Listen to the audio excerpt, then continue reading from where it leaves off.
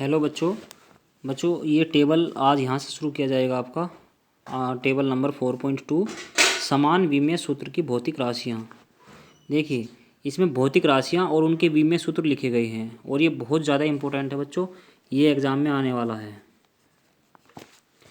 देखो कार्य ऊर्जा किसी भी प्रकार की ऊष्मा और बलागुण जिनका विमीय सूत्र है ml2 t की पावर ml2 t की पावर -2 और दाब प्रतिबल प्रत्यास्था गुणांक यंग प्रत्यास्था गुणांक आयतन प्रत्यास्था गुणांक दृढ़ता गुणांक इनका जो फॉर्मूला है ml की पावर -1 t की पावर -2 है। और संवेग आवेग का फॉर्मूला ml t की पावर -1 है। और त्वरण गुरुत्वीय क्षेत्र की तीव्रता इसका फॉर्मूला l t की पावर -2 है। आवर्ती कोणीय वेग वेग प्रवणता इसका फॉर्मूला t की पावर -1 है। और गुरुत्वीय विभव गुप्त ऊष्मा इसका फॉर्मूला l की पावर 2 t की पावर -2 है। और पृष्ठ तनाव स्प्रिंग का बल नियतांक इसका फॉर्मूला m t की पावर -2 है। ऊष्माधारिता बोल्ट्जमैन नियतांक गैस नियतांक एंट्रोपी इसका फॉर्मूला m l की पावर 2 t की पावर -2 k की पावर -1 है। कोण विकृति अपवर्तनांक त्रिकोणमितीय अनुपात प्रावैद्युतांक या आपेक्षिक विद्युतशीलता इसका फॉर्मूला l की पावर 0 अर्थात डायमेंशनलेस, इनकी कोई भी डायमेंशन नहीं होती। नेक्स्ट पॉइंट, विभिन्न प्रकार के चर तथा अचर different types of variables and constants. देखिए सबसे पहला है विमीय चर डायमेंशनल वेरिएबल्स, वे भौतिक राशियाँ जिनके मान चर होते हैं तथा जिनकी विमाएँ होती हैं विमीय चर कहलाते हैं। उदाहरण है इसका आयतन वेग त्वरण और बल आदि। विमाहीन चर डायमेंशनलेस वेरिएबल्स, वे भौतिक राशियाँ जिनकी विमाएँ नहीं होती परंतु मान चर होते हैं विमाहीन चर कहलाते हैं। एग्जाम्पल कोण अपवर्तनांक आपेक्षिक घनत्व विकृति साइन थीटा कोस थीटा इत्यादि। नेक्स्ट है विमीय चर विमीय अचर, वे भौतिक राशियाँ जिनकी विमाएँ होती हैं तथा जिनके मान अचर होते हैं विमीय अचर कहलाते हैं। उदाहरण प्लांक स्थिरांक गुरुत्वाकर्षण नियतांक गैस नियतांक निर्वात में प्रकाश का वेग इत्यादि। नेक्स्ट पॉइंट, विमाहीन अचर, वे भौतिक राशियाँ जिनकी विमाएँ नहीं होती परंतु मान अचर होते हैं विमाहीन अचर कहलाते हैं। एग्जाम्पल पाई ई पूर्ण संख्याएं जैसे 1 2 3 एंड अप टू इत्यादि। नेक्स्ट पॉइंट समझो बच्चों, विमाओं के अनुप्रयोग एप्लीकेशंस ऑफ डायमेंशंस। देखो विमाओं के निम्नलिखित अनुप्रयोग हैं। नंबर 1, किसी भौतिक राशि के मात्रक को एक पद्धति से दूसरी पद्धति में बदलना, ये सबसे पहला अनुप्रयोग है।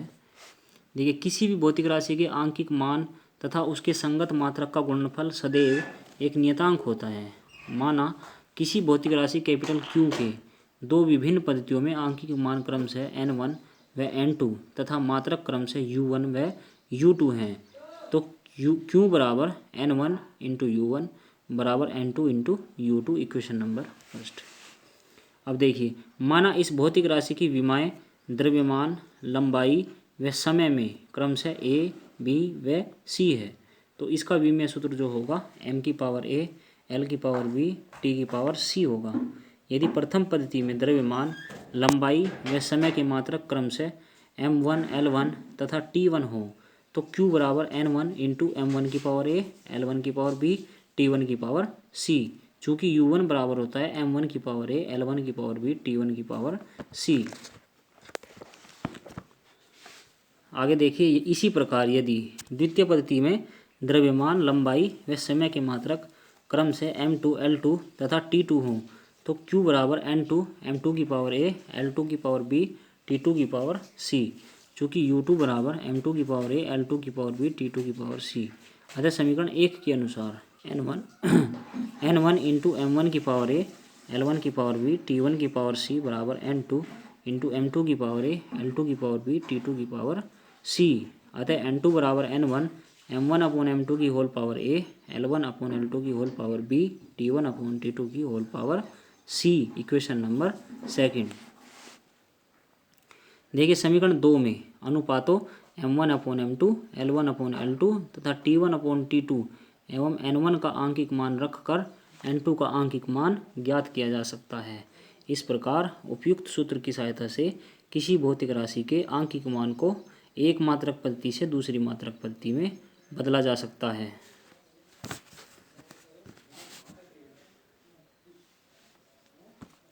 एक क्वेश्चन देखिए बच्चों, एक एग्जाम्पल है। एग्जाम्पल फर्स्ट, विमीय विधि से 1 न्यूटन को डाइन में परिवर्तित कीजिए, जबकि न्यूटन MKS पद्धति में तथा डाइन CGS पद्धति में बल का मात्रक है। तो जब इसको सोल्व करेंगे बच्चों, सबसे पहला स्टेप हमारा क्या है, सबसे पहले जिस भौतिक राशि के लिए हमें मात्रक या पद्धति परिवर्तन करना है उसका हम विमीय सूत्र लिख लेते हैं। जैसे बल है, बल का विमीय सूत्र जो है क्या है, mL/T⁻², ये है। स्टेप सेकंड, अब हम दोनों पद्धतियों के लिए द्रव्यमान, लंबाई व समय के मात्रकों को सूत्र N1U1 बराबर N2U2 में रख लेते हैं। अब मान लिया हमने MKS पद्धति में M1 L1 T1 क्रम से द्रव्यमान, लंबाई व समय के मात्रकों किलोग्राम, मीटर तथा सेकंड को, और CGS पद्धति में M2 L2 T2 क्रम से ग्राम, सेंटीमीटर तथा सेकंड को प्रदर्शित करते हैं।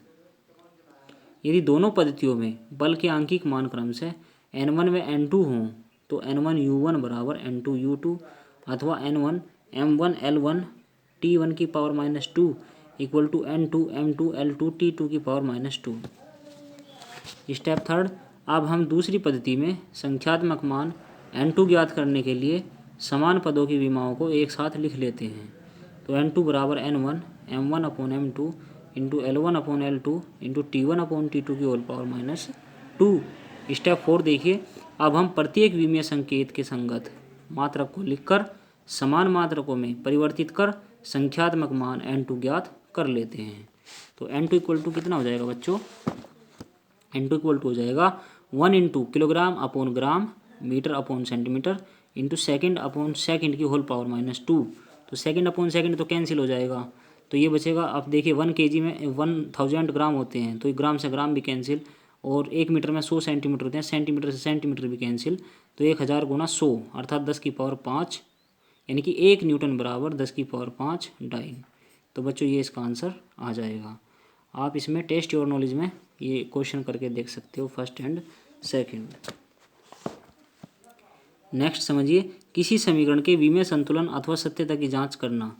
देखो कोई भी समीकरण है हमारे पास जिसमें सूत्र के विमीय संतुलन के लिए यह आवश्यक है कि उसके दोनों पक्षों में परस्पर जोड़ने या घटाने वाले प्रत्येक पद की विमाएं समान होनी चाहिए। इसे विमाओं की समांगता का सिद्धांत कहते हैं, principle of homogeneity of dimensions.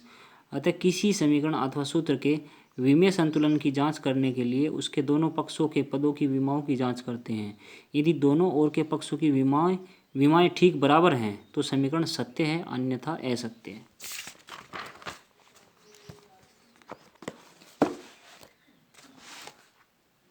एक क्वेश्चन देखिए, एग्जाम्पल देखिए, एग्जाम्पल नंबर 2। निम्नलिखित समीकरण पर विचार करें। 1/2 mv² बराबर mgh। देखिए यहाँ m वस्तु का द्रव्यमान, v इसका वेग है, g गुरुत्वीय त्वरण और h ऊंचाई है। जांच कीजिए कि क्या यह समीकरण विमीय दृष्टि से सही है। तो सबसे पहले हम इस पर गौर करते हैं कि दी गई समीकरण क्या है। दी गई समीकरण 1/2 mv² बराबर mgh है। समीकरण के बाएं पक्ष की विमाएं देखिए। सबसे पहले m इंटू LT⁻1 की होल स्क्वायर बराबर mL2 T⁻²। तो समीकरण के दाएं पक्ष की विमाएं देखिए, m इंटू LT⁻² गुणा L, यानी कि mL2 T⁻², अर्थात बायां पक्ष दाएं पक्ष के बराबर आ गया। समीकरण के दोनों पक्षों की विमाएं समान हैं, अतः दी गई समीकरण विमीय दृष्टि से सही है। ठीक है बच्चों, तो इस प्रकार से आप क्वेश्चन करके देख सकते हो। नेक्स्ट एग्जाम्पल है एग्जाम्पल 4, यहाँ से आपको बाद में पढ़ाया जाएगा।